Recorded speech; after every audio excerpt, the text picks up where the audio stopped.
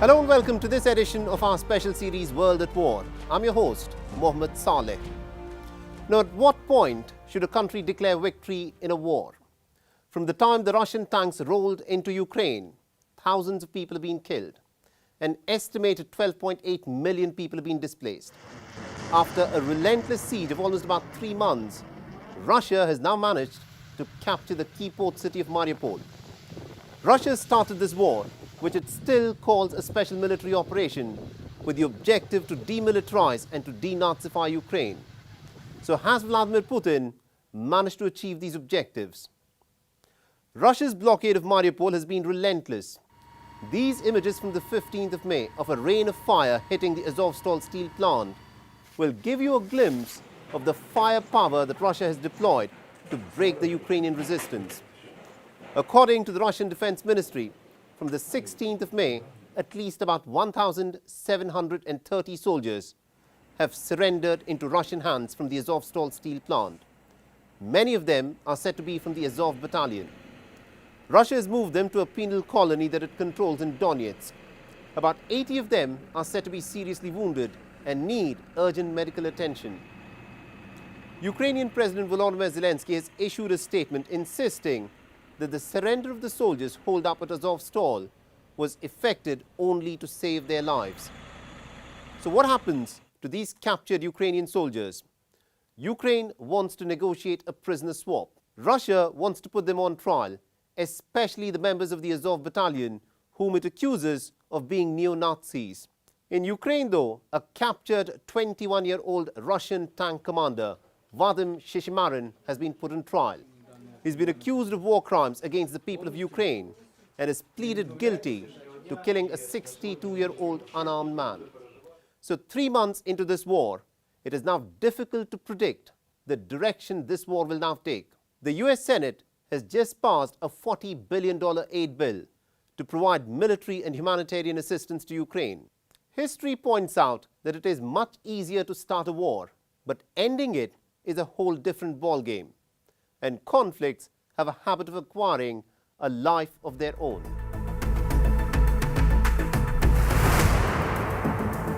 Ukraine is the first war in which nuclear devastation has become central to history's most dangerous game. This is the game of brinkmanship. From the outset, Russia has not minced any words.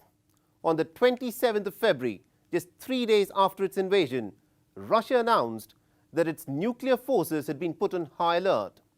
Since then, it has invoked deadly annihilation at every turn and twist of battlefield fortunes.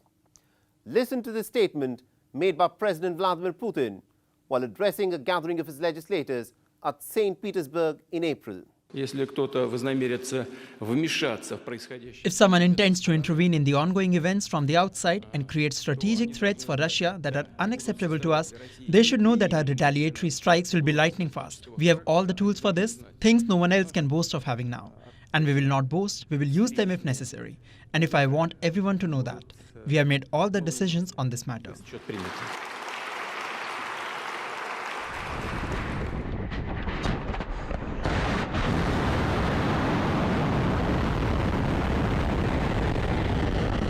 It is ominous when a nation with enough nuclear weapons to destroy the world several times over rattles the nuclear saber.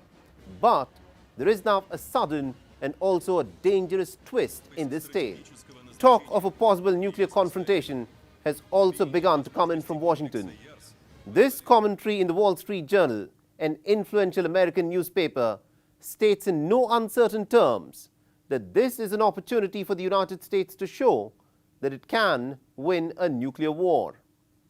This mainstream American newspaper claims that unless the United States is prepared to win a nuclear war, it risks losing one. The question, of course, is the Washington establishment ready to escalate brinkmanship to unprecedented levels? So far, the concept of MAD, an acronym for mutually assured destruction in the event of a nuclear conflict, has been sufficient as deterrence. No one has argued that there will be a victor in the horrific aftermath of a nuclear war. But the nuclear rhetoric surrounding the Ukraine war now begs a bigger question. Is there a new emerging nuclear doctrine in Moscow and in Washington, D.C. Let's start with Russia first. A recent paper published by the US Congressional Research Service has assessed that the defunct Soviet Union had a retaliatory reciprocal counter-strike approach. This effectively meant that the Soviets had accepted a no first use policy but had sufficient capacity for a reciprocal retaliation. But with the disintegration of the Soviet Union in 1991, Russia rejected in gradual steps the no first use pledge. Paradoxically, the weaker Russia has become in conventional military capabilities, the more dependent it has become on its nuclear arsenal. From 1993 onwards, Russia revised and updated its military and national security doctrine several times. By 1997, in the wake of NATO's expansion into Eastern Europe, Russia allowed for the use of nuclear weapons in case of a threat to the existence of the Russian Federation. In 2009, the then head of Russia's Security Council, Nikolai Patrushev, said that Russia could launch preemptive nuclear strikes. In June 2020, Russia released its latest document on nuclear deterrence. It states specifically that Russia's nuclear weapons policy is defensive, but it adds a caveat. It seeks a guaranteed deterrence of a potential adversary from aggression against the Russian Federation. This means that the window for a preemptive strike to warn off a potential adversary has been left open. Western analysts describe Russia's nuclear doctrine to be a clear case of escalate to de-escalate. With the Russian war in its third month, the Western appetite for punishing Russia has also increased, because the fighting is done by Ukrainians. The West gains without committing any ground troops. Weapons worth billions of dollars, such as drones, howitzer guns, javelins, Stinger missiles, and even helicopters and tanks have been poured into Ukrainian hands to blunt the Russian onslaught. This is a war backed by a proxy war. So the question, of course, is, what is the official United States nuclear doctrine? A report by the Congressional Research Service, published in the month of March, states that the United States maintains calculated ambiguity and does not rule out the possibility of a preemptive strike. This American nuclear doctrine has in fact remained unchanged from the days of the Cold War. In Ukraine, the battle lines are effectively frozen. It has taken Russians more than 2.5 months to take the deadliest theater of this war, Mariupol. In this scenario, the drum beats for a bigger and a more deadlier conflict have drowned out the sound of talks and negotiations between Russia and Ukraine. Since the beginning of the war in Ukraine, military analysts appear on talk shows on either side of the Atlantic and talk about the possibility of using tactical nuclear weapons. These are less powerful than strategic nuclear weapons, but still strong enough to devastate enemy targets in a specific area without causing widespread destruction and radioactive fallout. Brinkmanship does not recognize any limits. All it needs is for a hothead to make one miscalculation for matters to slip out of control. A missile armed with a nuclear warhead needs to fly for just about 300 seconds to annihilate any of the great capitals of Europe. London, Moscow, Brussels or Paris are all just one missile flight away. Brinkmanship is a game that has no winners. The military talking heads in the West and also in Russia would do well to climb off that escalation ladder and stop fantasizing about the use of tactical nuclear weapons to get a quick and easy victory. War has many dimensions. The United States of America is estimated to have been involved in at least about 32 different conflicts around the world since the end of the Second World War. But it now faces a different kind of a crisis at home, an unending civil war fueled by hate and extreme doctrines. White supremacists target black Americans, Jews, Latinos, Asian Americans, immigrants, homosexuals and atheists. 18-year-old Peyton Gendron drove for nearly about 320 kilometers from his home to Buffalo to open fire at random black Americans at a supermarket. This was an act of indiscriminate killing. 10 people were killed, 13 were shot, out of which 11 were said to be black. Gendron had recce'd the area carefully and had chosen this supermarket because black Americans came here to shop. This was a hate crime against black fellow Americans. Gendron, who described himself as a fascist and a white supremacist, also had written a 180-page long manifesto and had maintained an online diary in which he recorded his meticulous planning and the reasons why he'd resorted to mass murder. The one idea that Peyton Gendron repeatedly referred to is the Great Replacement Theory. This is a fringe idea that has acquired greater currency of late. Dr. Lawrence Rosenthal, who's a lead researcher at the Berkeley Center for Right-Wing Studies, tells us what this theory is all about. Replacement theory is the idea that white populations, both in North America, here in the USA, and in Europe, are being replaced by minority populations, largely through immigration. The Great Replacement Theory is said to have its roots in early 20th century French nationalism. It was popularized by French novelist and conspiracy theorist Renaud Camus, who believed that immigration from Africa and West Asia would eventually lead to the extinction of the pure white race in Europe. This was the theme of the Charlottesville rally in the United States of America in 2017 by white supremacists. They had two really notable chants. One was, "You will not replace us." So it's clear by 2017 that in the extreme American right, that replacement theory was an understood concept, an understood and broadly accepted concept, something explaining their sense of dispossession in the USA owing to the presence of minorities and quote-unquote threat of immigration.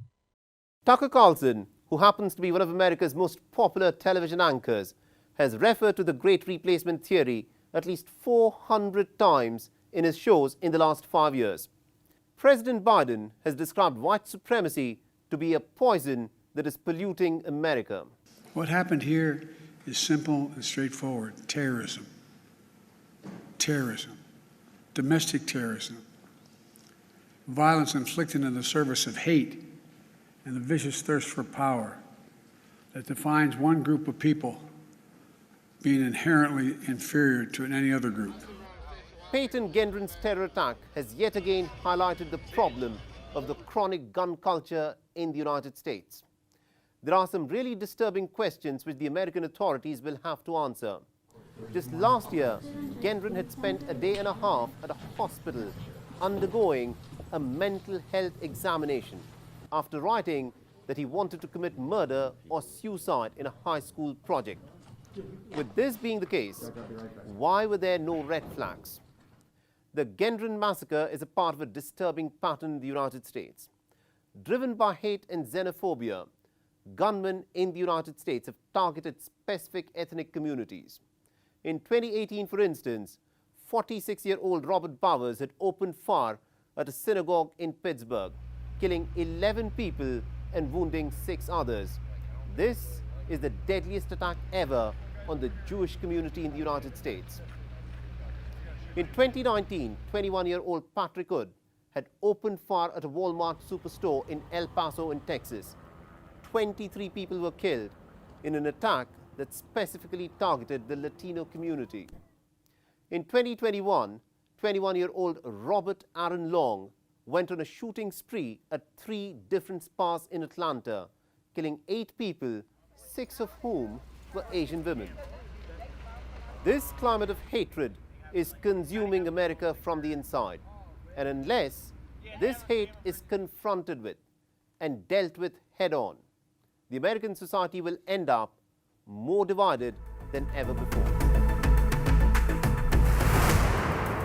Finland and Sweden joining the NATO military alliance will overnight double the border that NATO has with Russia. The Russians, of course, have hit back. The Russians have said that there will be no more talk of a nuclear-free Baltics if Finland and Sweden give up their neutrality. Now, in this context, how are the three tiny nations of Latvia, Lithuania and Estonia that make up the Baltic nations looking at these Russian threats? To help us understand this better, we are joined by the Foreign Minister of Estonia, Eva-Maria Limme. Minister Limme, thank you very much indeed for taking time out and speaking to us here on WION. This, I'm sure, is a question that a lot of people have been asking you as to how the three tiny Baltic nations, and especially Estonia, are looking at the threats that are being given by the Russians that there will be no more talk of a nuclear-free Baltics. Here, of course, we very much hope that all these international treaties that we have to avoid nuclear threat globally will prevent any nuclear attack. And of course, this kind of threatening rhetoric is unacceptable. We very much look forward to Finland and Sweden joining NATO, because it definitely will increase the security. Now, Minister Limme, are you disappointed in the manner in which the Western nations, especially the bigger powers of the NATO military alliance, such as the United States and others, have responded to Russia's aggression, especially when in the initial few days of war, these nations were seen to be dragging their feet in countering Russia's aggression?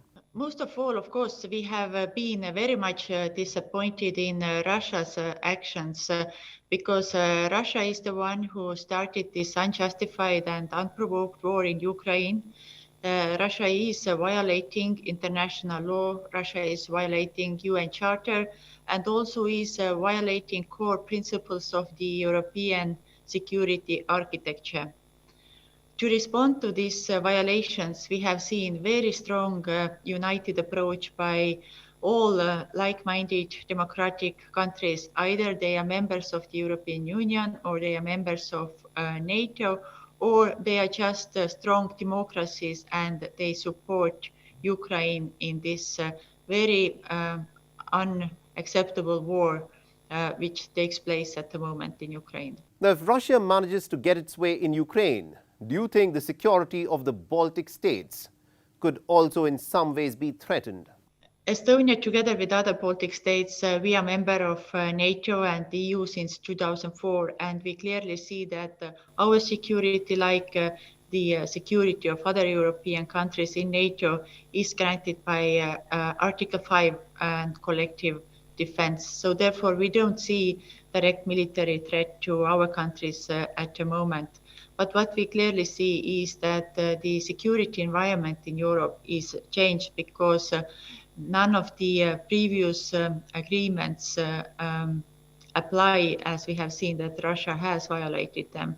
Therefore, of course, we think that it is important to strengthen our collective defense and our defense posture because of this changed in security environment in Europe. Minister Limme, thank you very much indeed for taking time out and sharing all those insights here with us on WION. Thank you very much for having me. In societies where religious extremists can set the political agenda, accusations of blasphemy and street justice keep surfacing with distressing regularity. Blasphemy is a sensitive topic for the self-appointed guardians of faith. Our next story is from Nigeria, where a young Christian college student was beaten to death by a mob that included her own classmates on the mere allegation that she had blasphemed. Nigeria is Africa's most populous nation. It is religiously diverse, with 53% of its population being Muslim, while 46% of the population is Christian. In recent years, religious intolerance engineered by Muslim hotheads is on the rise in Nigeria. In the latest incident to have shocked the world, a second-year college student identified as Deborah Samuel Yakubu was stoned and beaten to death by a mob that included her own classmates. Her body was later set on fire. The incident took place at the Shehu Shagari school in Sokoto in northwestern Nigeria. Videos that are doing the rounds on social media show the attackers holding up a matchbox and celebrating the killing of the college student. Deborah Samuel Yakubu, a Christian student, was accused of blasphemy in her posts on social media. The authorities have now shut down the school. It all started within a WhatsApp group, and things escalated because many of the students assumed or were a bit offended by the comments by Deborah for accusing them or blaming them for spreading their religious beliefs. An investigation has been ordered. 2 of the attackers identified from the videos have been apprehended. But this has sparked protests against police action. Hundreds of people took to the streets and demanded that the detained attackers be released. Despite the heavy police presence, the protesters besieged the palace of Muhammad Saad Abubakar, the Sultan of Sokoto and the highest spiritual figure among Muslims in Nigeria, who had condemned the killing and had demanded for justice. But this is not the first time that Nigeria has been rocked by violence due to alleged blasphemy. In 2002, about 100 people had died in protests against the Miss World pageant. In 2006, there were riots in Nigeria over the publication of cartoons of Prophet Muhammad in a Danish magazine. In 2009, there was violence in the Jigawa state over distribution of blasphemous pamphlets. In 2020, a 22-year-old musician was sentenced to death for committing blasphemy in his songs. These are, to state just a few incidents among many. Often allegations of blasphemy result in street violence in Nigeria. And the gruesome killing of Deborah Samuel Yakubu is the latest in the long list of violent incidents sparked by allegations of blasphemy. Bureau Report, WION, World is One.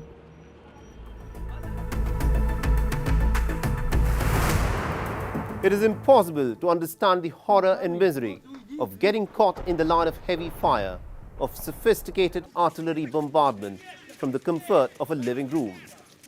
Escape is often the only option for innocent civilians. And yet, this is a story of a bunch of zookeepers from Mykolaiv who've chosen not to abandon their animals and waited out for the war to end. When you think of a war zone, this is not what comes to mind. Tigers, polar bears, giraffes and elephants, but they too can be trapped by war. The Mykolaiv Zoo was established over 120 years ago. Till some weeks back, it was a major draw for children and families. But now, only the animals and the zookeepers remain. It is scary, very scary. I'm scared for myself, my children and grandchildren. One can't describe it. Well, you won't leave animals behind, and we can't leave either. If we all leave, then who will look after them and take care of them? We grew up with them. I am myself a rural girl. I grew up and will not betray them. Whatever will happen to us will happen. Perhaps the war will go on. Perhaps the war will go away. The zoo has been hit by several stray Russian mortar shells. The constant boom of explosives has frightened the animals and turned them restless. Most residents of the city have fled, but these animals have nowhere to go. If abandoned, they would die of hunger. Food supplies are running short. And the zookeepers have no idea for how long they will be able to look after them. They are with us practically all the time. They do not understand what is happening. We are next to them all the time and they are with us. They stay on the second floor in our armchairs. We are constantly near them. We carry them all the time. We love them. Nyushenka has been here since she was a kitten. Ostapik was also small when he came here. For that reason, we do not call him Ostap.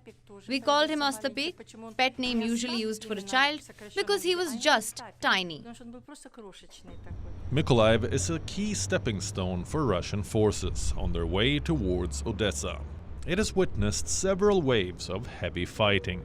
So far, the Ukrainians have managed to fend off the Russian attacks. All able-bodied men in the age group of 18 to 60 have been barred from leaving, but women and children have the option to move to a safer place. The zookeepers, though, are staying put. They don't expect to come under direct attack, but a stray shell has an arbitrary destination. It could mean the difference between life and death. Bureau Report, WION, World is One. Truth has a way of coming out, even if it is a couple of decades late. George W. Bush invaded into Afghanistan in 2001 to fight his war on terror. He then followed this up by invading into Iraq in 2003 on the pretext of finding weapons of mass destruction. The alleged WMDs were never found, but almost 20 years later, George W. Bush recently, while addressing an event in Texas, made a gaffe. In contrast, Russian elections are rigged. Political opponents are imprisoned or otherwise eliminated from participating in the electoral process. The result is an absence of checks and balances in Russia and the decision of one man to launch a wholly unjustified and brutal invasion of of Ukraine. Iraq, too. Anyway. 75. Others dub this to be a rare Freudian slip, that accidental error that reveals the real subconscious thoughts and feelings. We wrap the show up with this rather clear, albeit an unintended admission by George W. Bush. I'm your host, Mohammed Saleh. Thanks for watching.